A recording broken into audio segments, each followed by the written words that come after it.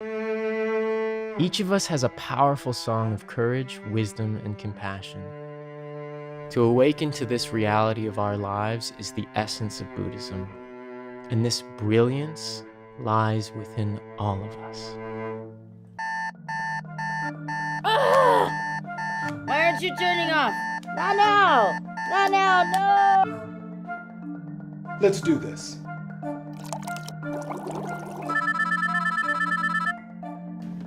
Hello? An hour?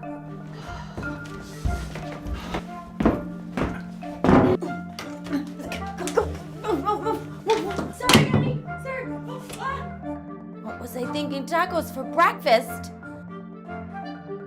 Right. Okay. I got you. Oh, really? Ow! I don't want to go to school. I don't want to go to school. Sweetie, you're going to school. I made your favorite lunch. Ah! Oh.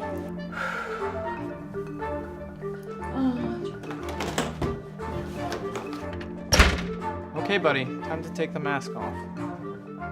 I know. Look, you're just as powerful without it. Thanks, Dad. Hey, Dad! Hey, my college girl is back home. Hey! Smells great. Yeah. Okay. Loneliness, conflict, and illness. These are not unique to our present times, but are as old as life itself. You know what?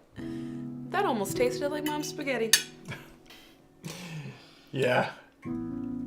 How have you been doing, Dad? Who, me? What? What are you worried about your old man? Come on. I've been fine. I need you to finish that presentation. I don't care how long you have to stay to get it done. Understood? Yes, sir. Of course. All right. Thank you very much. I will talk to you soon. Okay,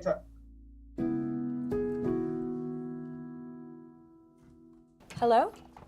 Hi, is this Isabel? Yes, hi, how are you? Just wanted to let you know, we appreciate you coming down, but we went with another cellist. Okay. I understand. Thank you.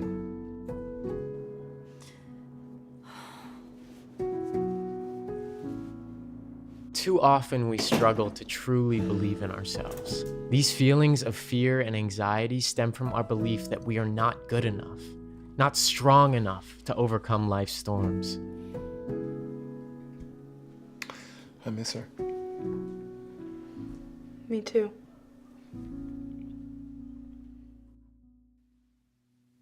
Buddhism began as a quest to overcome these essential problems of life.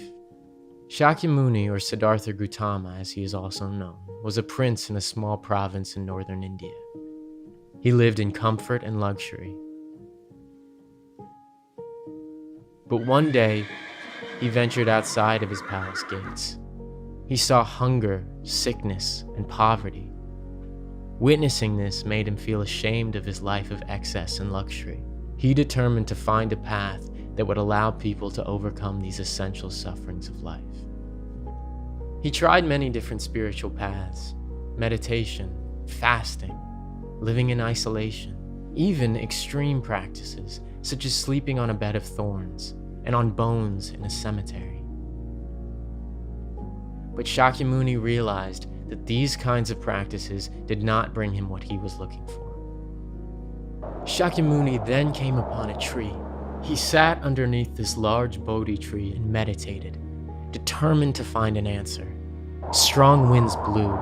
He felt as if demons were attacking him. He worried this too was another futile path, but refused to give up as the storm raged on. And at last, he saw these demons for what they were: his own negativity and fear. Finally, he was able to attain enlightenment and perceive the law or principle that all living beings are endowed with courage, wisdom, and compassion. He then began sharing this knowledge with others. Disciples emerged and sought to understand and follow this revolutionary new way of life. Shakyamuni poured the essence of all his teachings into the Lotus Sutra, which radically declared that all people are equal and the purpose of life is happiness. After his death, the true teaching became diluted and fractured into many different sects. Shakyamuni even came to be revered as a god and not a human being. Nichiren Daishonin was born in Japan to a family of modest fishermen. As he grew up, he saw his country ripped apart by natural disasters, epidemics, and conflict. He asked himself, why is this happening? To put an end to this suffering, Nichiren vowed to become the wisest person of Japan. He diligently studied all schools of Buddhism. After many years, he came to realize the Lotus Sutra is the highest teaching of Buddhism, because it taught women, men, and all living beings are equal and endowed with Buddhahood. This is the law of Nam-myoho Renge-kyo. He discovered by chanting and awakening to it, anyone can call forth their greatest self and win over life's suffering.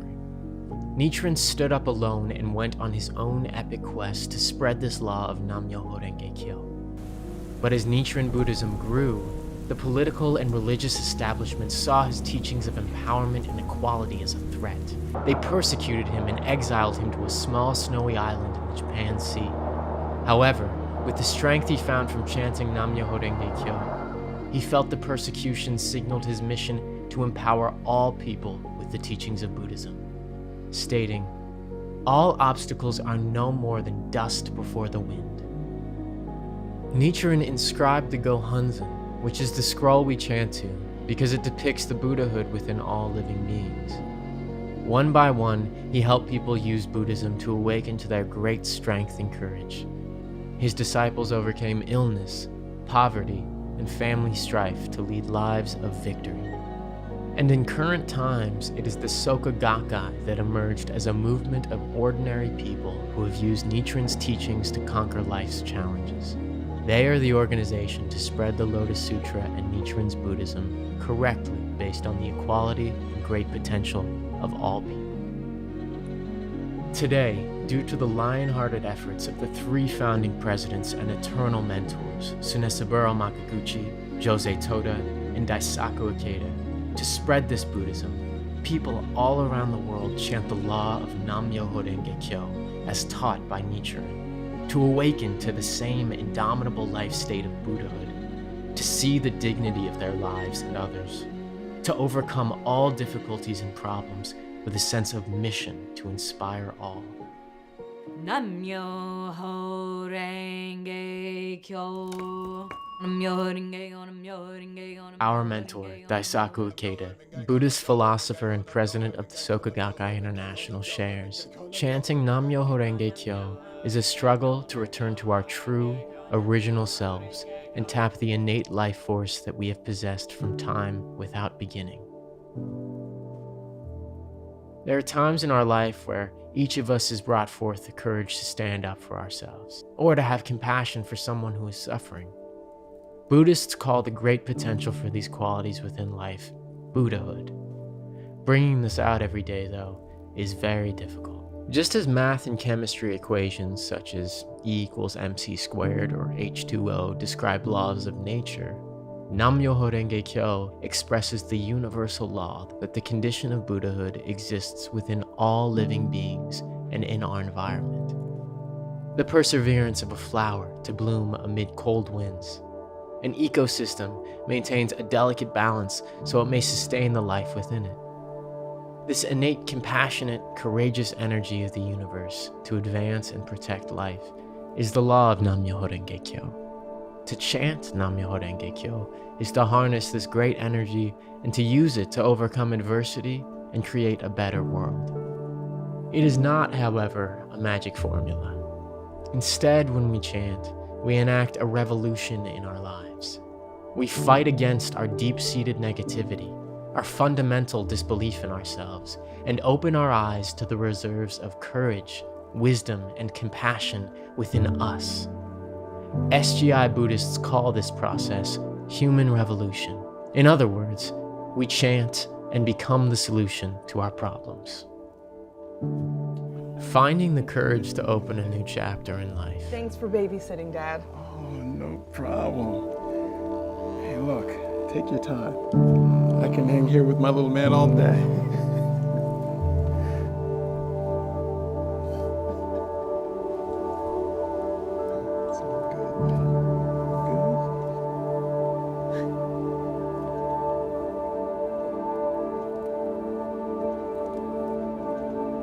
summoning the spirit to never be defeated.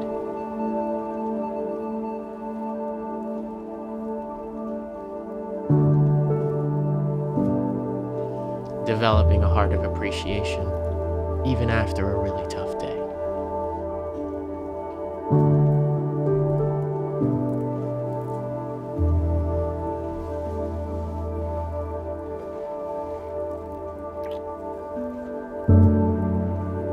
Look what our little guy made for you.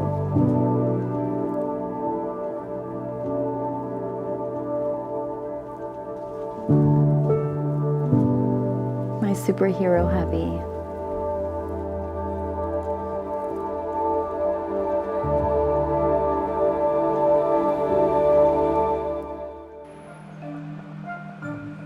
Buddhism is also about digging into the earth of our daily life and our communities.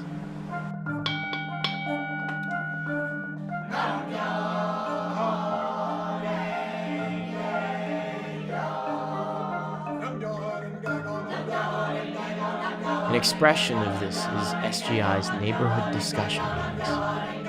Here, people from every background dialogue with one another and share their real-life experiences with Buddhism.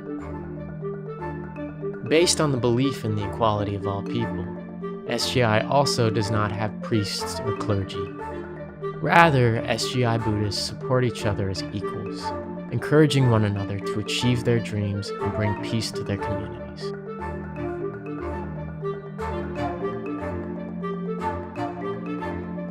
The key to all change is in our inner transformation, a change of our hearts and minds. This is human revolution. We all have the power to change. When we realize this truth, we can bring forth that power anywhere, anytime, and in any situation. Because when we change, the world changes.